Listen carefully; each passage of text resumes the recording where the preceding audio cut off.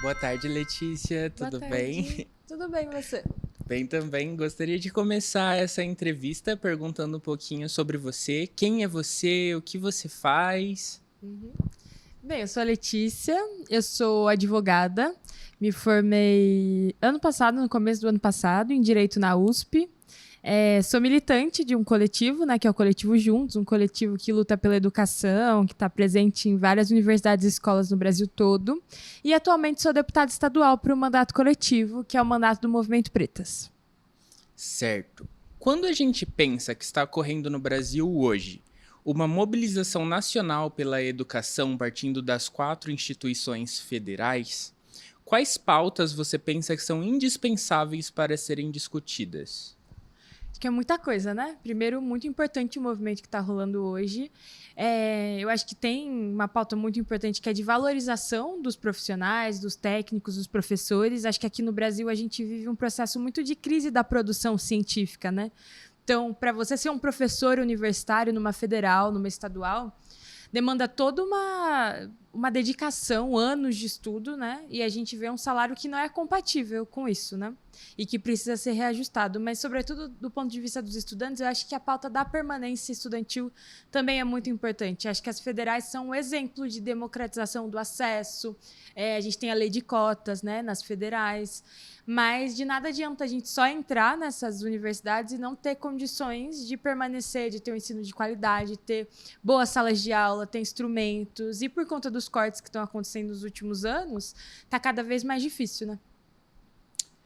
Pensando na base da educação, eu acho que é correto a gente falar que a educação hoje ela é branca. Ela é branca e ela é elitista. Como fazer em âmbito nacional a pauta da educação antirracista ser uma coisa efetiva? Isso é um grande desafio, né? Porque eu acho que para a gente poder debater antirracismo na educação, acho que a gente também precisa enfrentar o racismo que há no contexto geral, né?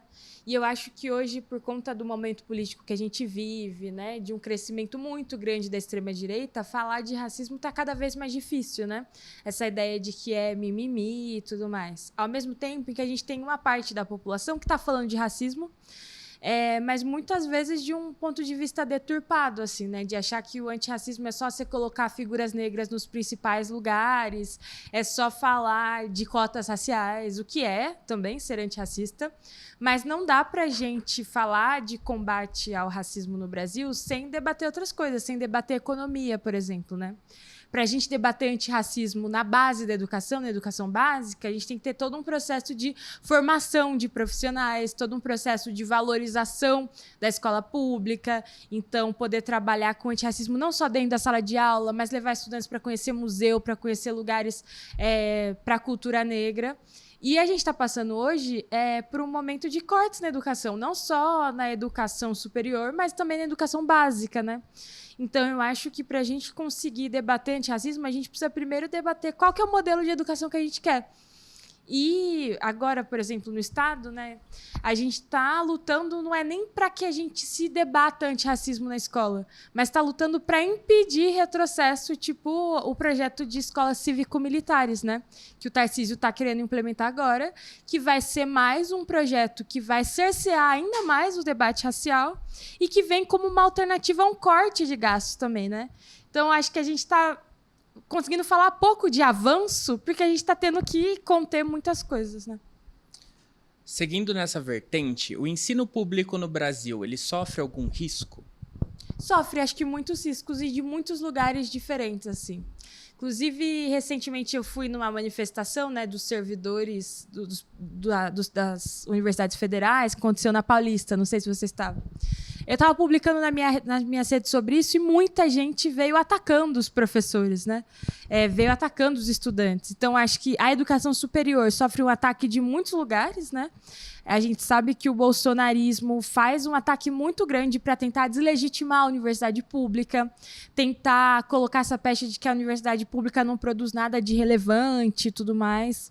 A educação pública sofre ataques, inclusive de setores progressistas hoje. A gente sabe que no governo federal nós temos uma presença muito intensa de setores privados da educação, então de grandes conglomerados educacionais que ganham muito dinheiro com um processo de privatização que é muito além de privatizar propriamente dito, mas um processo de cada vez mais dar incentivos fiscais a universidades privadas, a escolas privadas, na contramão de valorizar as escolas e universidades públicas, né? Aqui no estado, por exemplo, o governador Tarcísio recentemente disse que diminuiria, né, o investimento na Unicamp, na Unesp, na USP, que haveria uma diminuição. A gente está tendo ataque em instituições de pesquisa. Então, a gente recebe ataques de muitos lados diferentes, inclusive do governo atual, o governo Lula, né? Que por conta do arcabouço fiscal, que a gente está vendo hoje é que vai haver uma diminuição no orçamento de educação e já se fala dentro do governo em se diminuir o piso, né, de investimento. A nossa Constituição diz que a gente precisa gastar um mínimo, uma porcentagem mínima em educação, né? Não pode ser nunca menor que aquilo. Mas por conta do novo arcabouço fiscal, esse mínimo tende a diminuir. Então as coisas tendem a piorar. Pensando em temas globais, a gente pode voltar os nossos olhos para o confronto Palestina e Israel. Recentemente, aqui no campus, houve uma palestra acerca do tema com o chamado de Palestina Livre. E, por conta disso, houve uma invasão de pessoas pró-Israel no campus, trazendo a bandeira e dizendo que a gente era genocida e coisas do tipo, que os estudantes eram. Pensando nisso, nessa imagem, por que é tão importante discutir acerca desse tema no Brasil hoje? E como a política influencia no posicionamento das pessoas? Tá. Primeiro, o genocídio da população palestina acontece já há muito tempo, né? Já há muitas décadas. E a luta pelo povo palestino vem sendo encampada por setores oprimidos já muito antes da guerra que está acontecendo nesse momento. Tem um texto que eu gosto muito de citar, que é um texto da Angela Davis, em que ela já fala, é um texto antigo, da importância de que a negritude, por exemplo, seja parte da luta pelo povo palestino. Porque no mundo, a gente está falando de um capitalismo que é global, então as coisas estão muito interligadas, né? Uma coisa que o movimento negro aqui no Brasil fala é o quanto Israel é uma potência militar hoje, no mundo inteiro, fornece armas para muitas guerras, inclusive para o Brasil e para a guerra que a polícia militar trava contra o povo negro, né? Então, a gente está falando não só de um país que compra armas de Israel, mas que tem em Israel um exemplo. E muitas das técnicas utilizadas pela polícia no Brasil são inspiradas nas técnicas utilizadas por Israel contra a população palestina. Esse texto da Ângela, que agora me falha a memória do nome, ela fala também da importância de que a gente boicote essas empresas de segurança que servem à segurança de Israel contra o povo palestino, né? Então, a gente tem um fenômeno hoje que a gente tem vários acampamentos israelenses em território palestino. Então, a gente tem esses acampamentos que são colocados no território palestino para tentar mandar o povo palestino embora do seu próprio território. Isso envolve a necessidade de empresas de segurança. Esse texto da Ângela, ela pede para que mundialmente a gente boicote essas empresas, que fornecem segurança não só para os acampamentos em Israel, mas para artistas, para políticos, para gente famosa no mundo inteiro, inclusive no Brasil. Então, essa é uma luta global contra um sistema que está se colocando contra povos oprimidos. É uma luta anticolonial muito importante para nós, né? E hoje, a gente sabe que nesse ritmo aí, né, de polarização no Brasil, Israel se tornou um grande exemplo para a extrema-direita. Isso também mostra um pouco do desconhecimento das pessoas, porque essa guerra não é apoiada por todo mundo em Israel.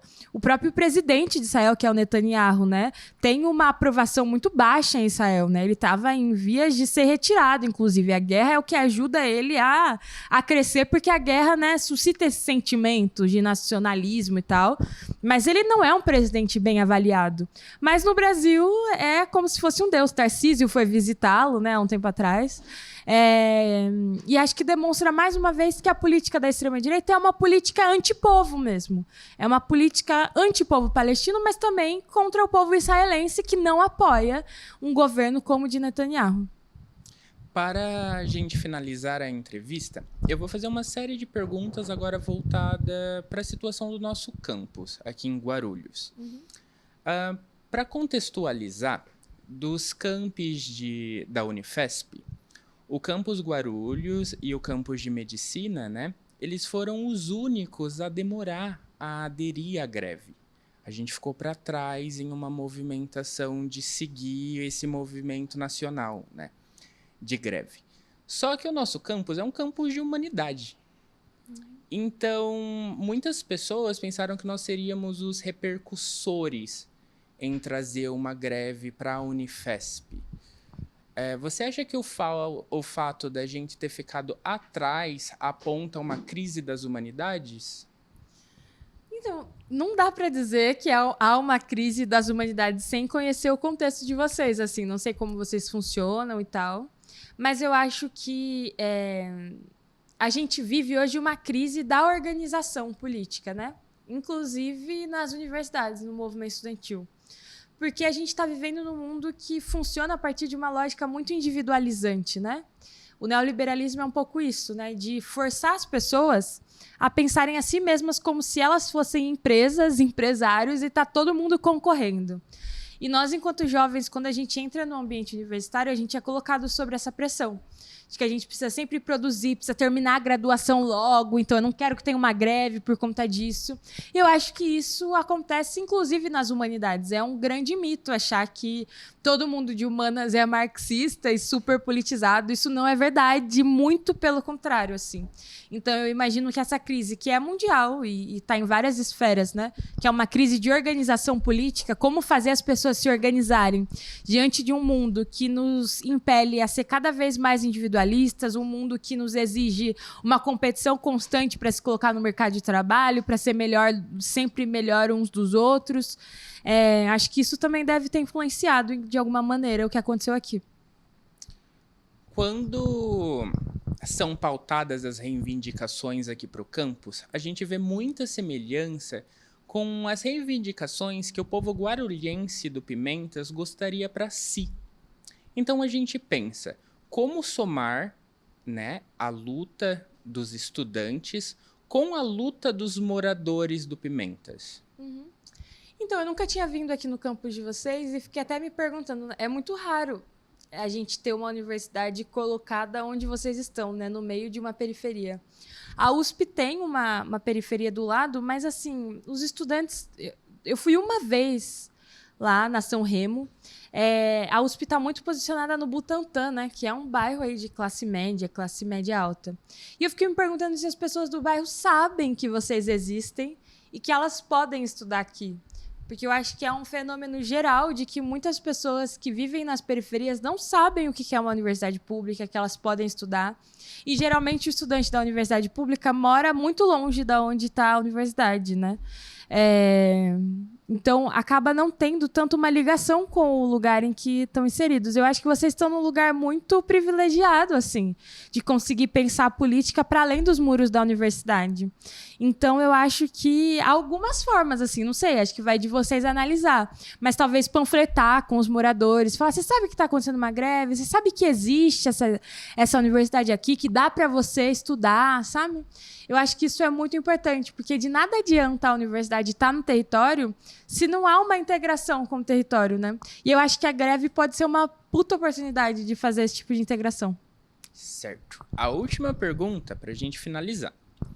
Alguns poucos professores estão apontando as movimentações estudantis de piquetagem, de ocupação dos espaços que estão sendo negados para a gente, como movimentações agressivas, certo?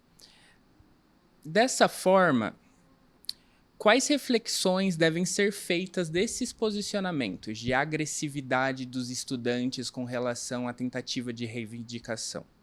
Primeiro que agressivo é o governo federal não estar dando aumento para as universidades federais e estar diminuindo investimento na educação. Isso é agressivo.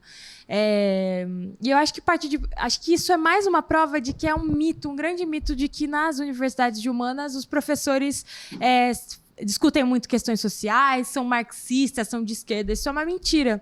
Os a gente tem uma parte de professores em todas as universidades que se colocam contra movimentações estudantis. A gente viu isso, a gente está vendo isso agora. Estão rolando acampamentos mundialmente pela causa palestina e vários professores e dirigentes de universidade estão se colocando contra. Estão dizendo que os alunos são violentos e tudo mais. Na USP isso aconteceu também. E eu acho que é uma pena que esses professores pensem assim, mas a gente vive num mundo baseado na luta de classes, né? E nada do que a gente conseguiu hoje. A universidade não existe hoje porque existiram pessoas boazinhas que do nada acordaram e disseram: vou montar uma Unifesp ali num bairro periférico de Guarulhos. Eu vou colocar cotas raciais no vestibular da USP. Vou fazer uma lei de cotas para as federais.